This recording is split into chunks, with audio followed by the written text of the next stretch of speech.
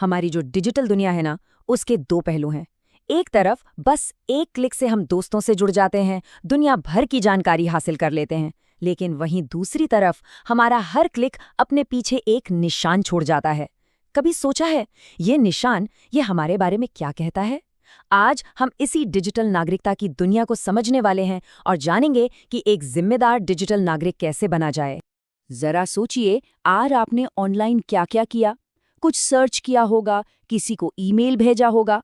आपका हर एक क्लिक, हर एक लाइक अपने पीछे एक डिजिटल निशान छोड़ रहा है। तो ये जो निशान हम छोड़ते हैं, इसे ही कहते हैं डिजिटल फुटप्रिंट। चलिए इसी को समझते हैं। तो इस डिजिटल निशान को ना एक गूंज की तरह समझिए। जैसे पहाड़ों में हमारी आवाज गूंजती है और काफी देर तक रहती है ना? बिल्कुल वैसे ही हमारा हर ऑनलाइन काम इंटरनेट पर कहीं ना कहीं हमेशा के लिए रह जाता है। चलिए इस डिजिटल गूंज को थोड़ा और करीब से देखते हैं। मतलब बिल्कुल आसान भाषा में समझे तो डिजिटल फुटप्रिंट हमारे सभी ऑनलाइन कामों का एक रिकॉर्ड है। सोचिए, हम जिन वेबसाइट्स पर जाते हैं, जो ईमेल भेजते हैं या जब कोई ऑनलाइन फॉर्म भरते हैं, ये सब हमारे डिजिटल फुटप्रिंट का हिस्सा है। ये हमारी एक ऑनलाइन पहचान बनाता है। और तो और आजकल तो कंपनियां भी नौकरी देने से पहले उम्मीदवारों के सोशल मीडिया को देखकर उनके डिजिटल फुटप्रिंट को चेक करती हैं। और मजे की बात यह है कि ये डिजिटल फुटप्रिंट दो तरह के होते हैं। एक होता है एक्टिव फुटप्रिंट, जो हम खुद अपनी मर्जी से बनाते हैं, जैसे सोशल मीडिया पर कुछ पोस्ट करना या कोई कमेंट लिखना। और दूसरा होता है पैसिव फुटप्रिंट, जो हमारे पता चले बिना ही बन जाता है, जैसे कि वेबसाइट्स का हमारी लोकेशन या ब्राउजिंग की आदतों को ट्रैक करना। तो ठीक है, हमने ये तो समझ लिया कि हमारा अपना डिजिटल निशान क्या होता है, लेकिन हम ऑनलाइन अकेले तो हैं नहीं। हम सब एक बहुत बड़े डिजिटल समाज का हिस्सा है। तो चलिए अब देखते हैं कि इस समाज में एक अच्छा नागरिक होने का क्या मतलब है। अगर हम इंटरनेट इस्तेमाल करते हैं तो हम सब नेटिजन्स हैं, यानी डिजिटल दुनिया के नागरिक। और जैसे असली दुनिया में अच्छे नागरिक होने के कुछ नियम होते हैं, वैसे ही यहाँ भी हैं। एक अच्छा नेटिजन होने का सीधा सा मतलब है कि इंटरनेट का इस्तेमाल सुरक्षित, नैतिक और कानूनी तरीके से किया जाए। अच्छे ऑनलाइन बर्ताव के 3 बहुत ही सिंपल से नियम हैं। पहला, नैतिक बने, किसी और की मेहनत को बिना इजाजत के कॉपी ना करें। दूसरा, सम्मानजनक बने, दूसरों की प्राइवेसी और उनके अलग विचारों की इज्जत करें। और तीसरा, जिम्मेदार बने, साइबर बुलिंग जैसी गलत चीजों में ना तो शामिल हों और ना ही उन्हें बढ़ावा दें। देखिए, इस ऑनलाइन दुनिया में हम सब कुछ न कुछ तो बनाते ही हैं, चाहे वो कोई ब्लॉग पोस्ट हो, कोई तस्वीर हो या फिर कोई सॉफ्टवेयर हो। इन डिजिटल चीजों की भी एक कीमत होती है और इन्हें सुरक्षित रखने के लिए नियम कानून भी हैं। अब इस सुरक्षा को कहते हैं इंटेलेक्चुअल प्रॉपर्टी, और इसके 3 खास हिस्से हैं।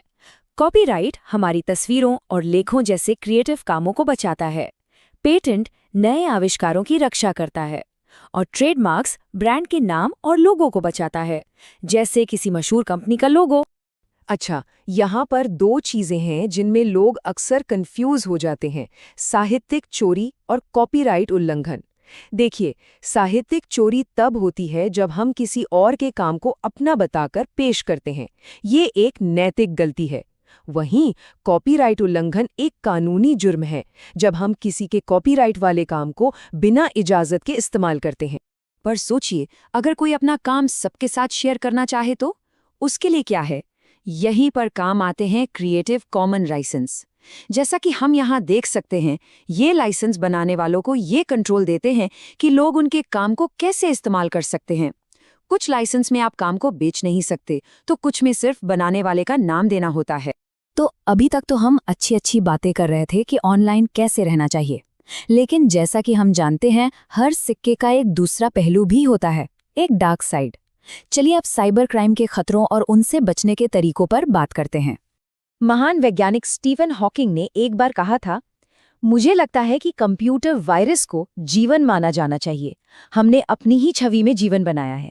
ये बात हमें सोचने पर मजबूर करती है कि डिजिटल खतरे कितने असली और कितने पेचीदा हो सकते हैं। जैसे ही हम हैकर शब्द सुनते हैं, दिमाग में एक विलन की इमेज आती है ना? पर ऐसा हमेशा नहीं होता। व्हाइट हैट हैकर्स अच्छे लोग होते हैं जो कंपनियों को उनकी सिक्योरिटी की कमजोरियां ढूंढने में मदद करते हैं। और दूसरी तरफ होते हैं ब्लैक हैट हैकर्स, जिनका मकसद सिर्फ चोरी करना या नुकसान पहुंचाना होता है। अब ये देखिए, ये एक बहुत ही कॉमन ऑनलाइन धोखा है जिसे कहते हैं फिशिंग। जैसा कि इस ईमेल में दिख रहा है, ये किसी जाने माने कंपनी से आया हुआ लगता है और तुरंत पासवर्ड अपडेट करने के लिए कह रहा है, लेकिन ये एक जाल है। ऐसे लिंक पर क्लिक करने से आपकी पर्सनल जानकारी चोरी हो सकती है। ये बिल्कुल असली जैसा लगता है, इसीलिए लोग फंस जाते हैं। तो सवाल ये है कि इन सब खतरों से बचा कैसे जाएं?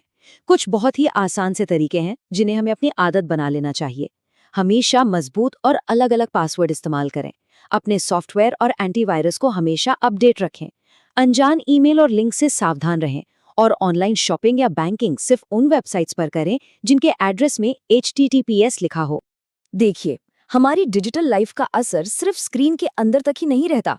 इसका सीधा असर हमारी असली दुनिया और हमारी सेहत पर भी पड़ता है। चलिए देखते हैं कैसे। जरा सोचिए, हर साल हम कितने फोन, लैपटॉप और दूसरे गैजेट्स फेंक देते हैं। ये सब मिलकर बनता है ई कचरा। और ये सिर्फ कूड़ा नहीं है, ये एक बहुत बड़ा खतरा है हमारे पर्यावरण के लिए, क्योंकि इन डिवाइसेस में जो जहरीले पदार्थ होते हैं वो मिट्टी और पानी में मिल सकते हैं। तो इस बढ़ती हुई प्रॉब्लम का सल्यूशन क्या है? जवाब छिपा है 3 आर में। पहला आर है रिड्यूस, यानी तभी नया गैजेट खरीदे जब सच में जरूरत हो। दूसरा आर है रीयूज, यानी पुराने लेकिन काम करने वाले डिवाइसेस को दान कर दें या बेच दें। और तीसरा आर है रिसाइकल, यानी खराब हो चुके डिवाइसेस को सही ई कचरा रिसाइकलिंग सेंटर में दें।